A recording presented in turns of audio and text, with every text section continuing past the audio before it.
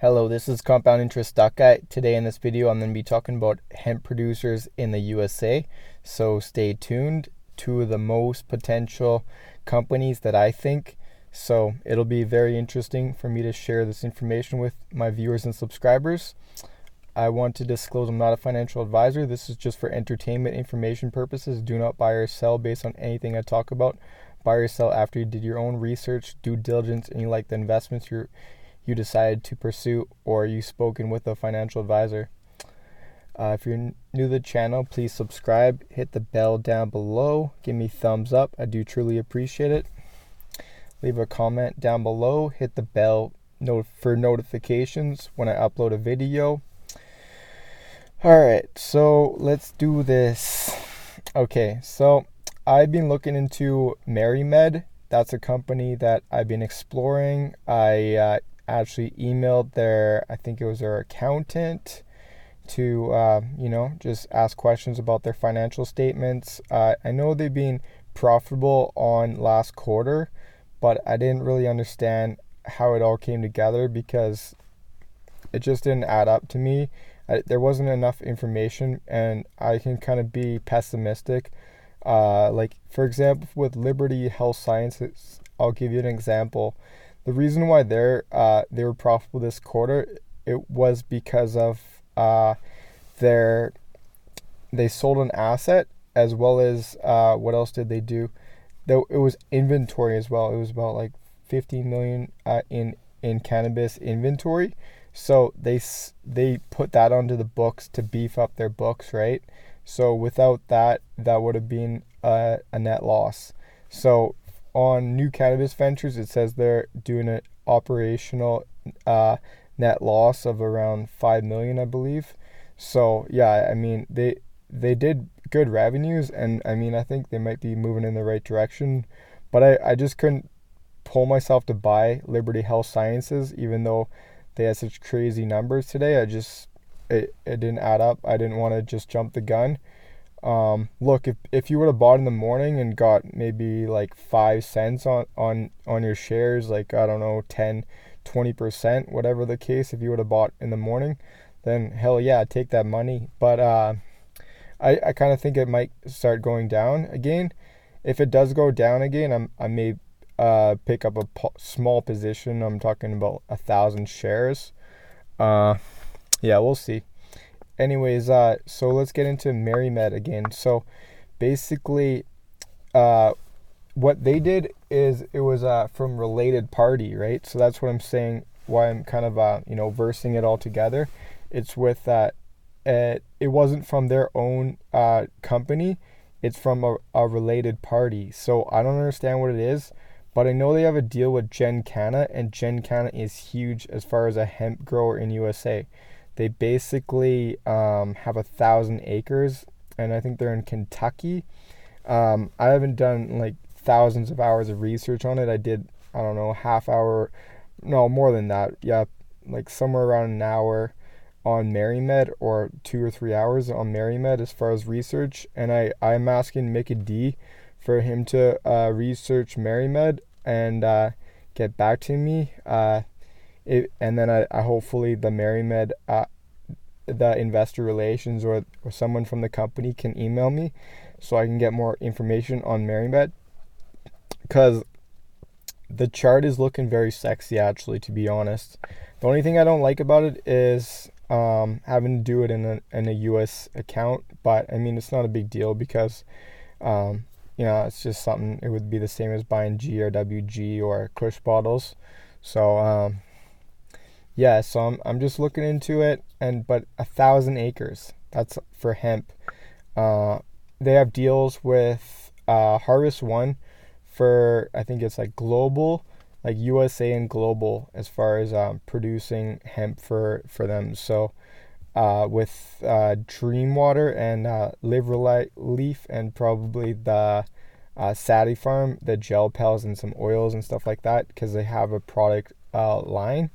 So that not all their product line is being outright, because it takes cash spend to produce a SKU and get it out to market. So yeah, I mean some companies, they don't have millions and millions and millions of dollars to spend on launching SKUs. So they're just gonna work with the ones that sell, right? So but I mean, they're eventually going to go out with Harvest One. So I'm watching Harvest One. I mean, I got my warrants and they'll probably turn to worthless potentially, but there's a chance I could make 20 to 70,000. I mean, if Harvest One goes crazy, it goes to $253 before the end of January. But I mean, that's pretty low probabilities, right? You got to work the law of probabilities. Anyways, so yeah, I'm gonna look into that more. Hopefully Mickey D can get back to me, or someone else that knows more about MRMD that can give me some information, because I would like to pick up maybe 500 shares, somewhere around there. Hell, even 100, 500 shares. Because if it doubles or triples or quadruples, right, in a short amount of time, I mean, that's a pretty good, sizable win. I mean, they could go even higher, right? They honestly look like they would be the biggest hemp grower in. I mean, I know. I think Charlotte Webb, they grow a lot, but I don't know how much. I don't think it's on the same scale as 1,000 acres, but I could be wrong. But Charlotte's Webb is worth around like $1.5 billion. So there's a little bit of like an expensive valuation versus MRMD not as expensive. And MRMD even did better revenues last quarter, so that's another thing. So, anyways, I'm gonna think about this stuff, and I'm gonna do a little bit more research. But I wanted to share. The ticker is MRMD. My one concern is they had about 3.5 million in, I think it was like June 30th for cash, but on the accounts payable, I think, or receivable, it says they're supposed to get like 23 million or something from that related party, which sounds as if it was GenCanna potentially. I would say about a 80 to 90% probability that it was GenCanna for the related party.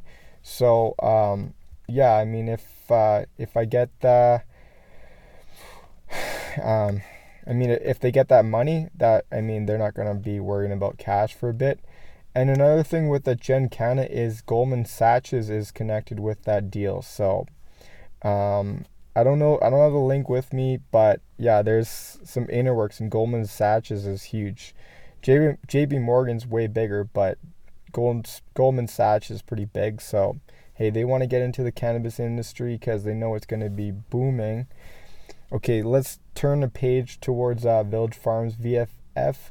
Okay, so I have been trying their Purple Sun God indica strain, and it's a pretty good indica strain. Very relaxing, calms you down.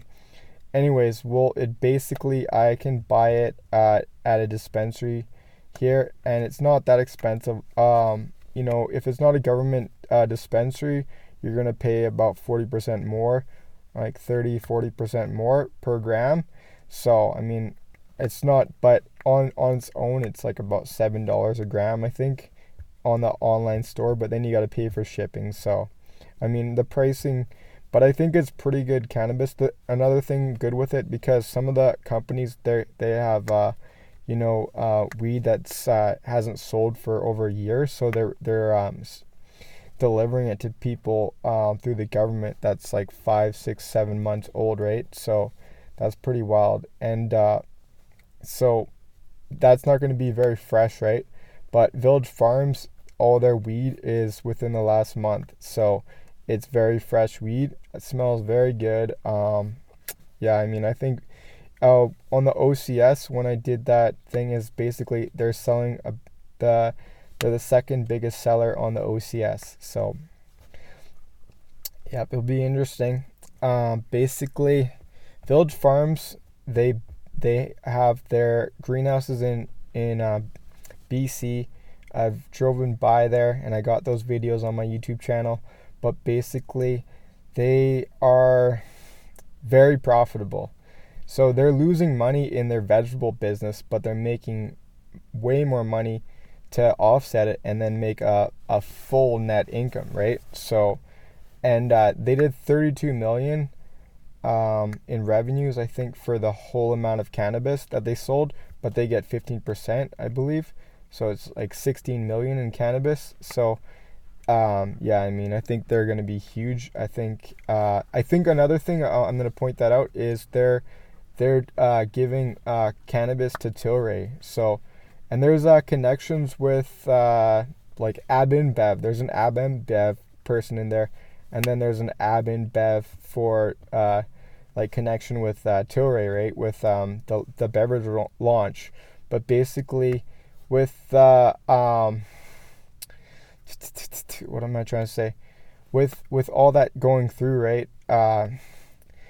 Okay, so Tilray, he looks at companies such as Cannabis and Village Farms as just farmers. He doesn't look at them as CPG companies.